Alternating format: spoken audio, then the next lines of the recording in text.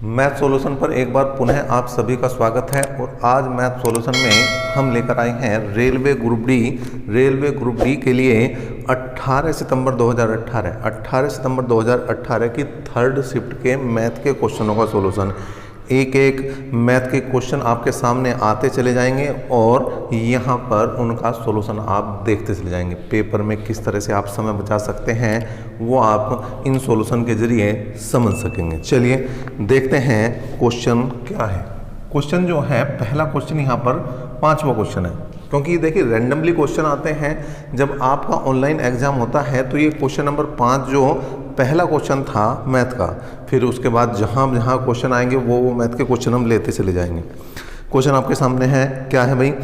दिया गया pie chart दिसंबर 2017 तक भारत के विभिन्न बैंकों द्वारा संसाधित गैर निष्पादन संपत्ति एनपीए के बारे में जानकारी देता है। यदि सभी बैंकों के अंतर्गत कुल एनपीए 300 लाख करोड़ रुपए है तो दिसंबर 2017 तक बैंक ए का एनपीए कितना होगा, ये आपको उत्तर बताना है। देखिए आपके लिए लगा दिया गया है क्वेश्चन, लेकिन साथ ही साथ मैं भी यहाँ पर चार्ट बना दूँ। चार्ट बनाने की अगर मैं बात करूँ तो ये 5% है भैया, और ये किसका भाग है? ये डी का भाग है। यहाँ पर 20% है, ये किसका भाग है? ये ई का भाग है।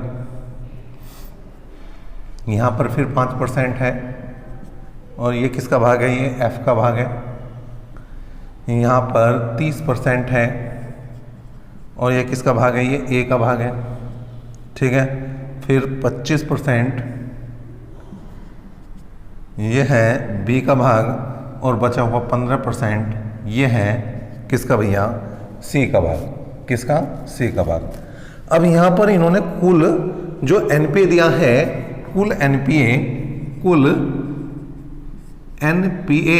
जो दिया है वो दिया है 300 लाख करोड़ रुपए।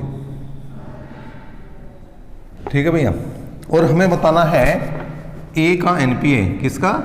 ए का एनपीए। ए का एनपीए बताना तो बहुत आसान है भैया। 300 लाख करोड़ अगर टोटल है, 300 लाख करोड़ अगर टोटल है तो ए का कितना है? 30%। ए का कितना भैया? 30%। परसेंटेज हटाना तो बटे में 100 लगाना है। 20 गई, 30 × 90। इसका मतलब जो उत्तर बना वो बना 90 लाख करोड़ रुपए। कितना बना? 90 लाख करोड़ रुपए। और ये इतना ही आसान क्वेश्चन था मैथ में जो आया था 2018 को सितंबर में जो एग्जाम हुआ था ग्रुप डी का। नेक्स्ट क्वेश्चन की बात करते हैं, और ये क्वेश्चन भी आपके सामने आता हुआ। दो संख्याओं का गुणनफल 1.728 है। गुणनफल कितना दिया गया है? गुणनफल दिया गया है भैया, गुणनफल दिया गया है 1.728। एक संख्या दी है, एक संख्या दी है यहाँ पर कितनी? 6.4। तो दूसरी संख्या क्या है? दूसरी संख्या बतानी। दूसरी संख्या क्या है? दूसरी संख्या अगर निकालनी है तो सीधा सा वही काम करना है, 1.728 को 6.4 से भाग करना है। अब भाग करना है नहीं करना ये हमें कई बार ऑप्शन भी बता देता है। जैसे आप ऑप्शन देख रहे हैं, ऑप्शन में हर जगह अगर मैं थोड़ी देर के लिए पॉइंट और जीरो को भूल जाऊं, तो हर जगह क्या है मेरे भाई? 27 है। हर जगह क्या है? 27 है। तो 27 तो आना ही है। अब केवल पॉइंट का खेल है, पॉइंट का खेल बदल दो भैया। दशमलव हटाओ, पहले दशमलव हटाया। इसका मतलब अगर मैं बात करूं तो ये 1728 बटे 64 गुणा 100 है, और इससे काट के 27 बता रहा है। ऑप्शन ही बता रहा है कि जब 27 चारों ऑप्शन में दे रखा तो 27 तो आना ही है। अब भाग करना रहा तो 0.27 आ जाएगा, क्योंकि कितनी जीरो है बटे में? 2 जीरो हैं, तो दशमलव के बाद 2 ही अंक बनेंगे। और इस तरह से ये डी ऑप्शन जो है, यहाँ चौथा ऑप्शन जो है वो बिल्कुल सही हो जाएगा। नेक्स्ट क्वेश्चन की बात कर लेते हैं, और ये क्वेश्चन आपका सरलीकरण का है। सरलीकरण का क्वेश्चन है और नंबर है इसका क्वेश्चन नंबर 11 कितना है 338 भाग 169 भाग 13 प्लस 13 प्लस 85 माइनस 23 गुणा 5 और यहाँ पर गुणा 114 और यहाँ पर भाग करना है भैया 19 से। ठीक है, कुल मिलाकर ये क्वेश्चन है। तो यहाँ पर है भैया 338 तो जो का तो रहना, इसमें तो कुछ करना ही नहीं अभी। 169 को 13 से भाग करेंगे तो 13 आ जाएगा भाई, प्लस 85 माइनस 23 पंजे 115 है, 23 पंजे 115। ठीक है भाई, गुणा 19 छिक्का 114, 19 छिक्का 114। अब यहाँ पर हल करेंगे अगर तो 338 और 13 13 हो जाएंगे 26, तो बटे कर देंगे भैया 26। ये आ जाएंगे आपके कितने 115 में से 85 जाएंगे माइनस के 30, गुणा हो जाएगा भैया 6, 26 से भाग देंगे 26 एकम 26, 26 एकम 26 कितने बचे 33 में 26 गए 7 बचे और 26 × 78। कुल मिलाकर बात करें तो 13 माइनस 36 18 180 में से 13 जाएंगे तो माइनस के 167 बचेंगे। कई बार इतने आसान क्वेश्चन भी मिलते हैं। अगर आपकी कैलकुलेशन अच्छी है ना, तो कैलकुलेशन अच्छी है तो कई क्वेश्चन तो आप हवा में ही कर दोगे, मतलब वो यहाँ पर कोई भी एक्स्ट्रा दिमाग लगाने की ज़रूरत आपको नहीं पड़ने वाली। ये जो क्वेश्चन आप देख रहे हैं उस टाइप के। क्वेश्चन नंबर 13 भी कुछ ऐसा ही है कि अगर आपने थोड़ा सा दिमाग लगाया, अगर आपने थोड़ा सा दिमाग लगाया और थोड़ा भी दिमाग है तो आप बिना करे भी इस क्वेश्चन को कर सकते हैं। बिना करे भी कैसे कर सकते हैं भाई बिना करे? देखिए क्वेश्चन आपके सामने है, क्या है, एक व्यक्ति 480 रुपये में 2 घड़ियां खरीदता है। वह एक को 15% हानि पर और दूसरी को 19% लाभ पर बेच देता है। एक को 15% हानि पर और दूसरी को 19% लाभ पर बेच देता है। उसके पश्चात उसे ज्ञात होता है, बेचने के बाद उसे पता चला कि उसने दोनों घड़ियां एक समान मूल्य पर बेच दी, मतलब दोनों के विक्रय मूल्य समान थे। तो दोनों घड़ियों का क्रय मूल्य क्या है? देखिए कुल क्रय मूल्य दिया है 480 रुपये।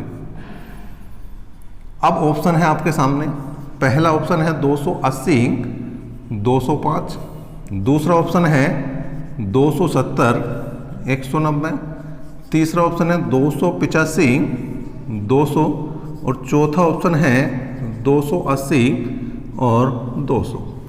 तो भाई जब कुल क्रय मूल्य 480 है तो उत्तर वो बनना चाहिए जिसका योग 480 हो। क्यों? क्योंकि उसने क्रय मूल्य ही पूछा है। अब अगर मैं इन दोनों को जोड़ दूं तो भैया 5 8 4 485 बनाइए तो उत्तर बन नहीं सकता।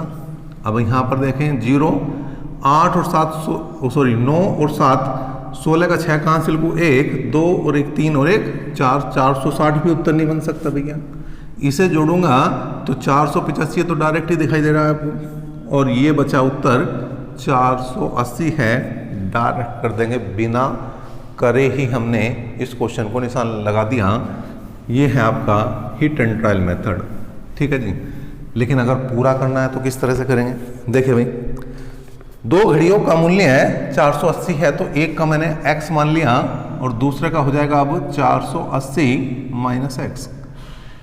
इस पर 15% की हानि हुई, मतलब 85/100 अगर मैं इसका निकाल दूंगा तो इसका क्या आ जाएगा? विक्रय मूल्य आ जाएगा। और दूसरे पर हुआ 19% लाभ, मतलब इसका 119 निकाल दूंगा तो ये इसका विक्रय मूल्य आ जाएगा। और दोनों के विक्रय मूल्य समान है, ये इस क्वेश्चन ने कहा है। 2 0 से 2 0 कैंसिल हो चुकी हैं। 17 पंजे 85 और 17 7 119 है। अगर मैं इसे हल करूं तो 5x बराबर 480 गुणा 7 माइनस 7x। 7 को इधर ले आओ तो 7 5 12x बराबर 480 गुणा 7 12 चौक 48 और 7 चौक 28, मतलब एक का मूल्य है 280 है। एक का मूल्य 280 है, पहले का मूल्य है 280 है। अगर दूसरे का निकालना तो 480 माइनस 280 करना पड़ेगा, कुल मिलाकर 200 ये आ जाएगा। तो एक का 280 और दूसरे का 200। डी ऑप्शन में अभी हमने ये दोनों जो है उत्तर देखे थे। तो क्वेश्चन नंबर ये आपके सामने 13 भी कर दिया है हमने और दो तरह से इसे कर दिया है। आपको कौन सा मेथड अच्छा लगा कमेंट बॉक्स में बिल्कुल कमेंट कर सकते हैं। क्वेश्चन नंबर 14 भी आ गया है आपके सामने। क्या है भाई, यदि अंडर रूट 324 बराबर है x गुणा 18 तो x की वैल्यू बतानी। बताओ इससे आसान कुछ हो सकता है? नहीं हो सकता इससे आसान, क्योंकि 324 18 का वर्ग है और बराबर है x इंटू 18। 18 से 18 गया तो यहाँ पर x की वैल्यू कितनी बची भैया? 1 बची। बताओ इससे आसान मैं समझता हूँ कुछ भी तो नहीं है। क्वेश्चन नंबर 15 है, उसने कहा है यदि sine a plus sine square a बराबर 1 है। क्या दिया? Sine a plus sine square a बराबर 1 है तो वैल्यू बतानी है cos square a plus cos की पावर 4a की। तो यहाँ पर अगर मैं बात करूँ तो साइन a बराबर 1 माइनस क्या आ गया भाई? Sign square a। कुल मिलाकर बात कहूँगा तो साइन a बराबर हो जाएगा कोस स्क्वायर ए। वैल्यू किसकी निकालनी है? वैल्यू निकालनी है हमें कोस स्क्वायर ए प्लस कोस की पावर 4a की। अच्छा, अगर मैं बात करूं इसकी तो इसे क्या लिख सकता हूं भाई? कोस स्क्वायर ए प्लस कोस स्क्वायर ए का होल स्क्वायर लिखा जा सकता है या नहीं लिखा जा सकता? कमेंट बॉक्स में कमेंट करके बता सकते हैं आप इस बात को। अगर ये बात आप जानते हैं तो फिर तो क्वेश्चन में कुछ है ही नहीं। कोस स्क्वायर ए प्लस इसकी वैल्यू क्या है? साइन है और साइन ए का होल स्क्वायर लिखूं या फिर मैं लिखूं कोस स्क्वायर ए प्लस साइन स्क्वायर ए, बात एक ही है और ये आइडेंटिटी है कि साइन स्क्वायर ए प्लस कोस स्क्वायर ए बराबर किसके होता है? 1 के होता है। और ये एक ही इसका क्या है? आंसर है, उत्तर है। और एक किस ऑप्शन में है? तीसरे ऑप्शन में है।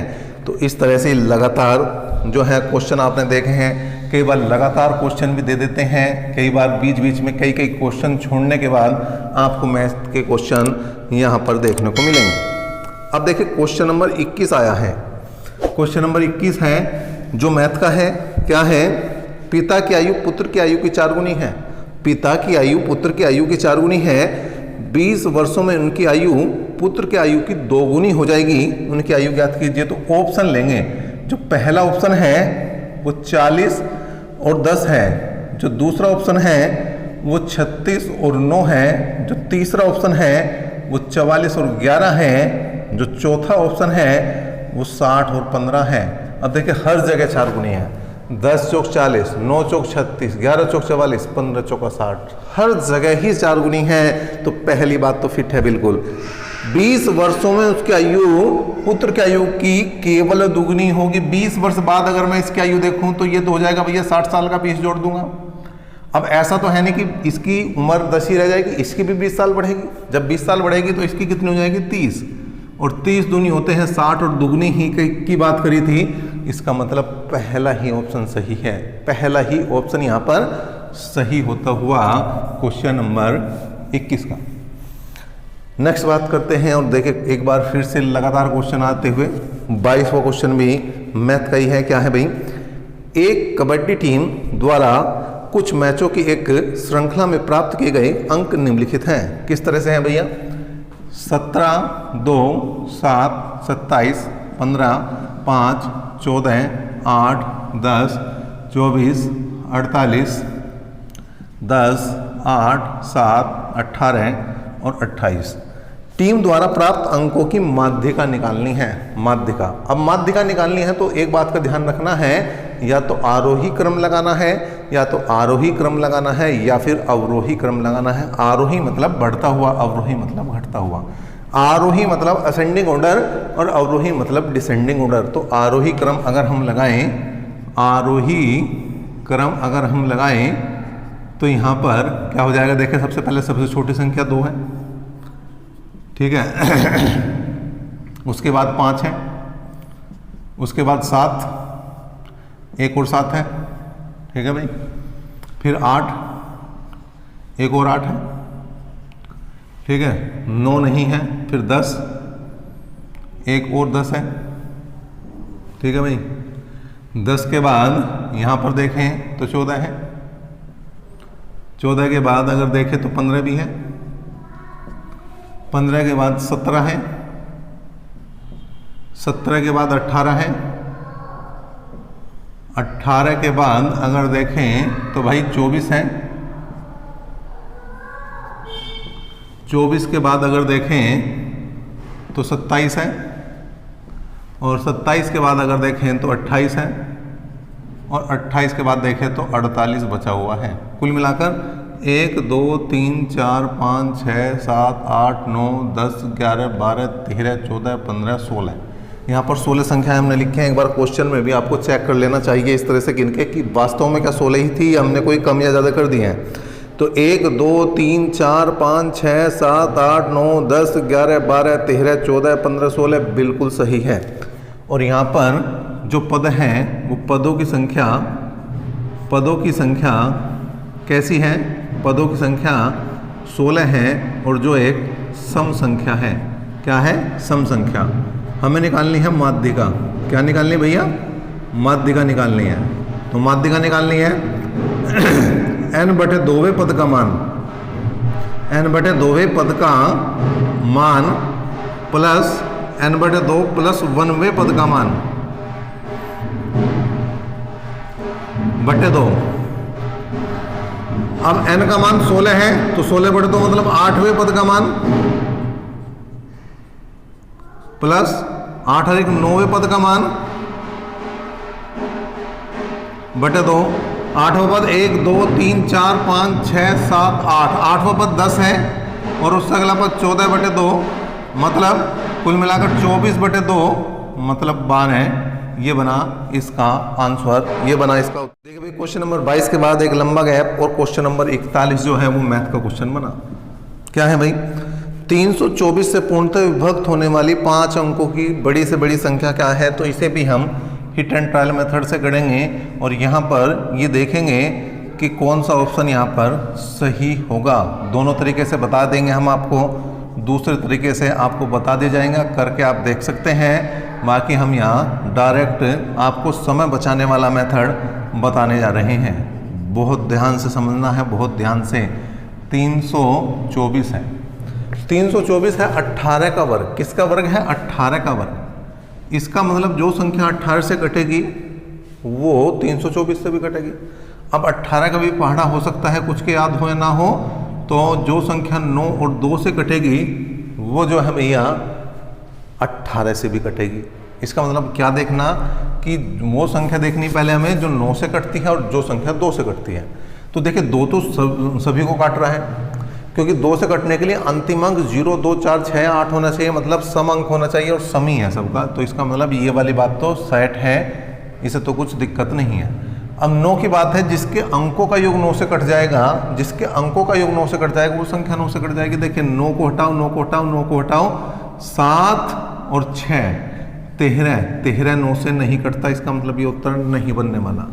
9 को हटाओ, 9 को हटाओ, 9 को हटाओ, 7 और 8 15, 15 9 से नहीं कटता, तो इसको भी हटाओ। ठीक है जी। अब 9 को हटाओ, 9 को हटाओ, 9 को हटाओ, बचा 7, 7 भी 9 से नहीं कटता, तो इसको भी हटाओ। बचा ये तीसरा ऑप्शन, ये तो बिल्कुल कटेगा। देखें 9 9 9, 7 और 2 9, 9 9 से कट गया, यही उत्तर है। एक तरीका तो ये है। दूसरा तरीका क्या है कि आप 5 अंकों की बड़ी से बड़ी संख्या लिखें, 5 बार 9 लिखें और इसे 324 से भाग कर दें। किससे? 324 से भाग कर दें। 324 से भाग करने के बाद जो शेष आएगा, जो यहाँ पर भाग करने के बाद जो शेष आएगा, उसको इस संख्या में से माइनस कर देंगे, तो तुरंत आपका आंसर बन जाएगा। आप इस तरीके से भी इस क्वेश्चन को कर सकते हैं। चलिए नेक्स्ट क्वेश्चन की बात करते हैं, और ये आपका क्वेश्चन नंबर है भैया 46। क्वेश्चन नंबर 46 क्या है? 1.1 गुणा 0.1 गुणा 0.01 है। कोई इसको हल करना है, तो इससे आसान क्या हो सकता है? इससे आसान क्या हो सकता है? थोड़ी देर के लिए भूल गए, पॉइंट है तो ये 11 है, ये 1 है, ये 1 है, तो 11 कम 11। अब दशमलव के बाद के अंकों की संख्या गिने, 1 2 3 4 हैं, तो 2 तो ये हैं, 2 जीरो और लगाओ और पॉइंट लगा दो, उत्तर आ गया। इससे आसान कुछ नहीं होता। कुछ क्वेश्चन तो ऐसे देता है हलवा, आपको केवल उठाना और गपतेंसी कर जाना है। क्वेश्चन नंबर 48 पर देखो भाई, आसान है। 2735 का 4 वर्ष के लिए 5% वार्षिक साधारण ब्याज की दर से ब्याज निकालना। साधारण ब्याज निकालना, मूलधन गुणा दर गुणा समय बटे 100। अब यहाँ पर गुणा करनी सीधी सी बस, तो 5 चौक 20, भाई 20 की गुणा करेंगे तो एक जीरो लगा देंगे, 2 की गुणा करो 5 दूनी 10, हासिल को 1, ठीक है जी। 3 दूनी 6 और 1 7, 7 दूनी 14 का 4 का हासिल को 1, 2 दूनी 4 और 1 5 बटे हम करेंगे 100, 2 जीरो गई, तो 547 रुपये जो है वो इसका ब्याज बनेगा। कौन सा? चौथा ऑप्शन। एक बार चेक कर देता हूँ क्वेश्चन नंबर 48 का, बिल्कुल यहाँ पर चौथा ही ऑप्शन सही है। चलिए भाई बात करते हैं नेक्स्ट क्वेश्चन की। नेक्स्ट क्वेश्चन कौन सा है? ये है आपका 51वां क्वेश्चन। 51वां क्वेश्चन भी मैथ का है और इसमें थोड़ा सा मिसप्रिंट भी था, उसे मैंने ठीक किया है, जैसे आप देख भी रहे होंगे। एक्स और वाई 2 पाइप क्रम से 24 घंटे में, और यहाँ पर इन्होंने 24 घंटे और 32 घंटे छोड़ रखा है। 32 घंटे में एक टैंक को भर सकते हैं। आप ही देखिए, अगर 2 पाइप हैं तो 2 समय होने चाहिए, इन्होंने केवल 1 समय दिया था, जबकि यहाँ पर 2 समय है, तो ये मिसप्रिंट है। यदि दोनों पाइप एक साथ खुले हों तो पहले पाइप को किस समय बंद कर देना चाहिए कि टैंक को भरने में केवल 16 घंटे लगे? तो 2 पाइप है, पहला एक्स है जो 24 घंटे में भरता है और दूसरा वाई है जो 32 घंटे में भरता है। दोनों का एलसीएम ले लो, एलसीएम 96 आ जाएगा। कितना आ जाएगा भैया? 96। 24 चौका 96 और 32 तिया 96। अब उसने कहा 16 घंटे में भरता है, जबकि केवल बंद होगा पहला, दूसरा तो हमेशा चलना। इसका मतलब 1 घंटे में 3 काम करता है, ये 1 घंटे में 4 काम करता है। तो 16 घंटे में इसने कितने काम किए भाई? 16 तिया 48। 96 टोटल काम है, 48 हो चुके हैं। ये 48 काम ही किसने करे हैं? पहले वाले ने, एक्स ने करे हैं।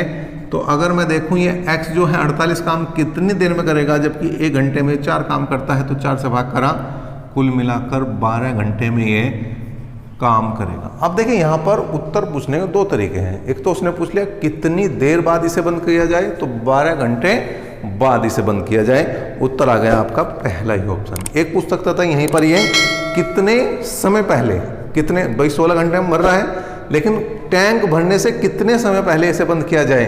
तो 16 घंटे टोटल समय, 12 घंटे ये चला, तो 4 घंटे पहले बंद इसे किया गया है। तो दोनों तरह से उत्तर दे सकते हैं आप, कोई समस्या इस क्वेश्चन में भी नहीं है। ठीक है भाई, नेक्स्ट क्वेश्चन की बात करते हैं। अगला क्वेश्चन देखते हैं कौन सा है। बिल्कुल क्वेश्चन नंबर यहाँ पर 56वां क्वेश्चन है। क्या है भाई? जेलेना और जेडन की वर्तमान आयु का योग 70 वर्ष है। 5 वर्ष पहले जेडन की आयु जेलेना की आयु की दूनी थी। जेडन की वर्तमान आयु कितनी है? देखिए इसे भी हम ऑप्शन से लेंगे, 1 2 3 और 4। ये जेडन की आयु दी गई है, जितने भी ऑप्शन हैं वो जेडन की दी गई है 47, 43, 41 और 45। और दूसरा है हमारा जेलेना, जबकि दोनों की आयु का योग क्वेश्चन में दिया है 70। तो 70 में से अगर मैं घटा दूं कितना, 47, तो 23 बचेगा, यहाँ पर 27 बचेगा, यहाँ पर 29 बचेगा और यहाँ पर बचेगा भाई 25। तो ये तो इनकी आयु निकली। लेकिन इसने कहा 5 वर्ष पहले जेडन की आयु जेलेना की आयु की दोगुनी थी। अब देखिए 5 इसमें से घटाओ, क्योंकि 5 इसी में दिखाई दे रहा पहली बात तो घटाई, तो ये आया 40 और यहाँ आया 20 और 20 दूनी 40। बिल्कुल सही जवाब है। ये चौथा ही ऑप्शन बिल्कुल सही है, लास्ट वाला ही ऑप्शन बिल्कुल सही है। और किसी को हल करोगे तो नहीं आने वाला आंसर आपका। ठीक है, तो इस तरह से भी थोड़ा सा अपने दिमाग को हमें खोल के रखना होता है कि कौन सा ऑप्शन उठाएं और कौन सा ना उठाएं। ठीक है जी, इसके बाद देखते हैं क्वेश्चन नंबर 61वां क्वेश्चन क्या है भाई? धारा के विपरीत 75 किलोमीटर की दूरी तय करने के लिए नाविक को 12 घंटे का समय लगता है, जबकि धारा की दिशा में उतनी ही दूरी तय करने में उसे 7.5 घंटे का समय लगता है। तो धारा की गति क्या है ये बतानी है। देखें, धारा के विपरीत अगर चाल की बात करूं x - y है, धारा के साथ चाल की बात करूं तो x प्लस वाई है। x क्या है? नाविक की चाल। y क्या है? धारा की चाल। तो इसने कहा धारा के विपरीत 75 किलोमीटर की दूरी, चाल बराबर दूरी बटे समय। 75 किलोमीटर की दूरी है और समय 12 घंटे का लग रहा है।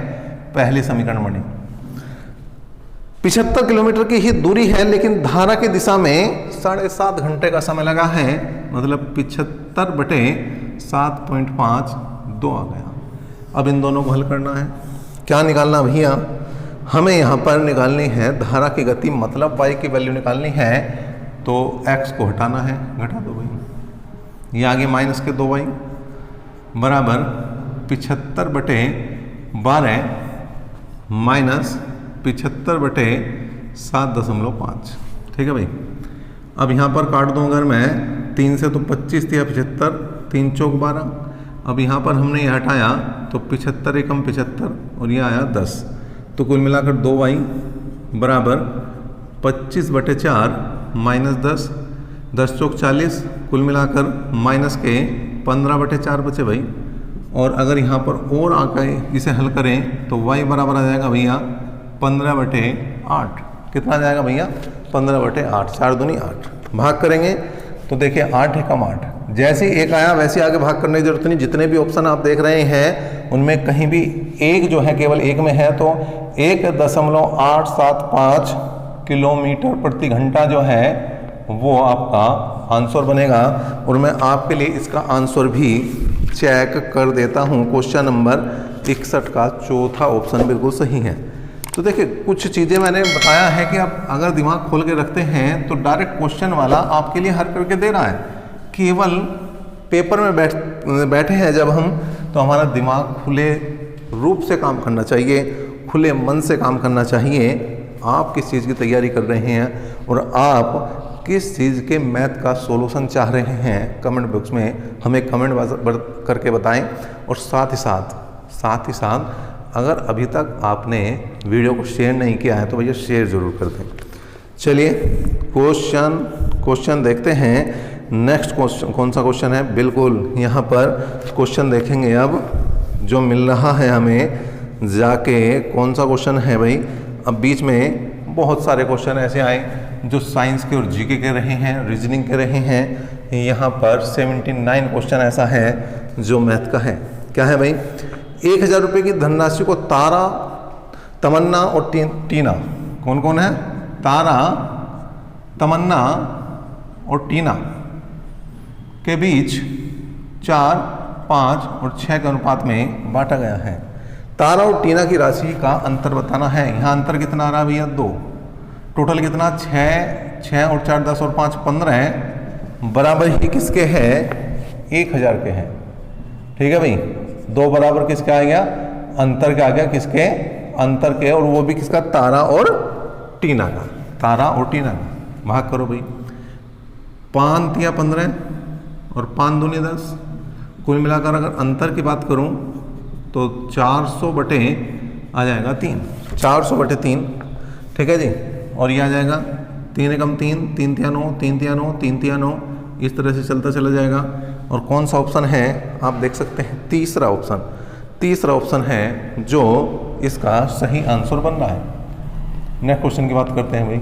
आगे देखते हैं आगे कौन सा क्वेश्चन आपका इंतज़ार कर रहा है। लगातार हम आपके लिए क्वेश्चनों को लेते जा रहे हैं और यहाँ पर काफ़ी क्वेश्चन हो चुके हैं। अब बहुत कम क्वेश्चन मैथ के ऐसे हैं जो बचे हैं।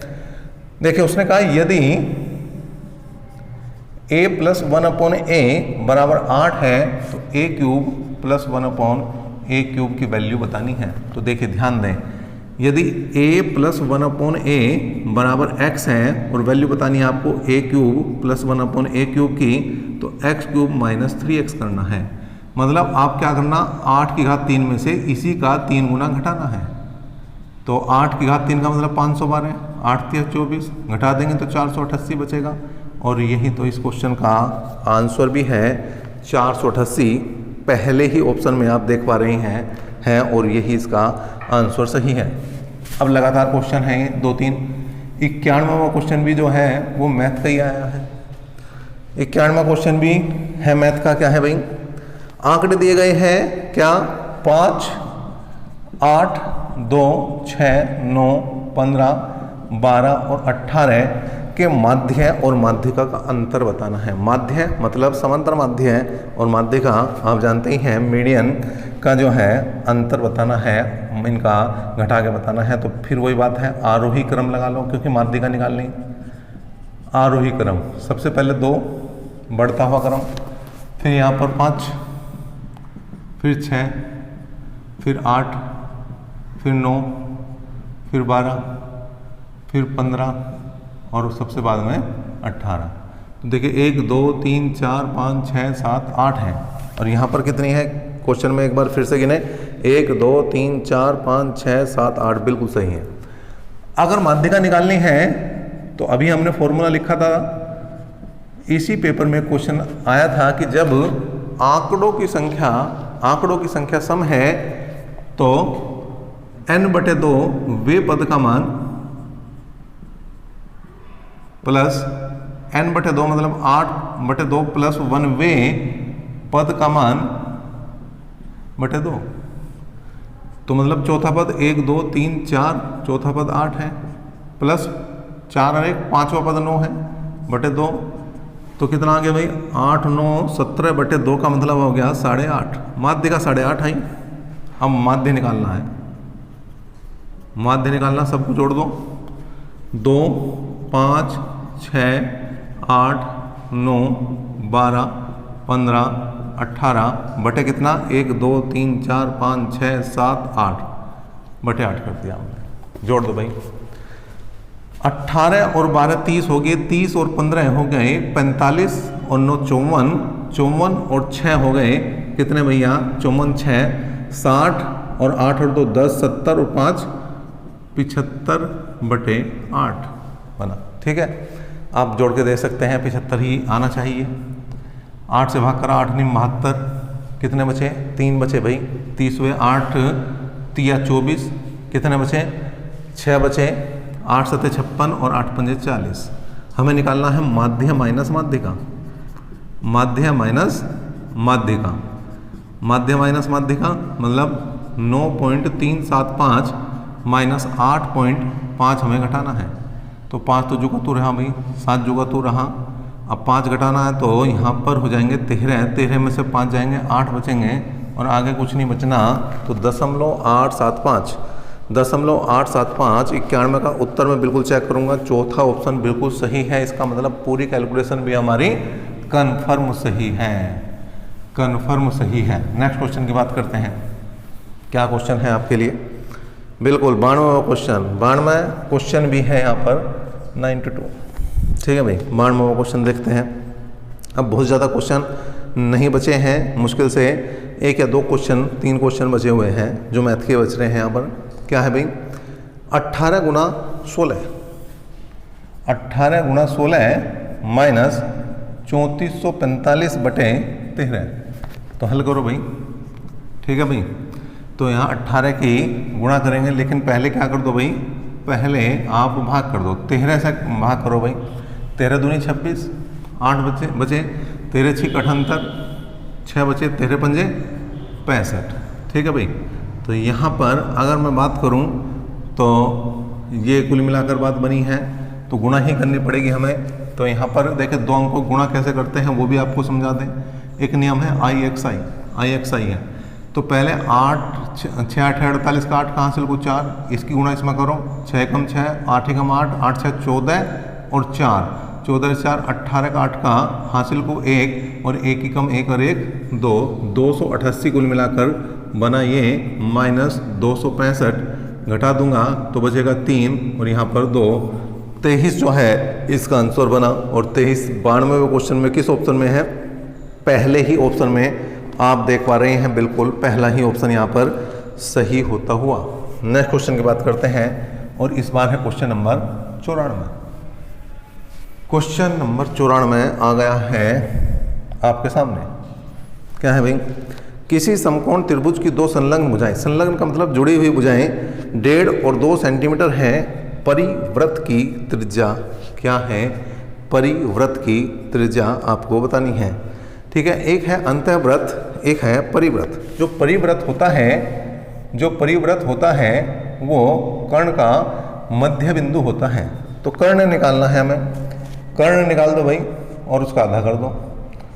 कर्ण निकाल देंगे तो 1.5, ठीक है भाई, 1.5 और का होल स्क्वायर प्लस 2 का वर्ग।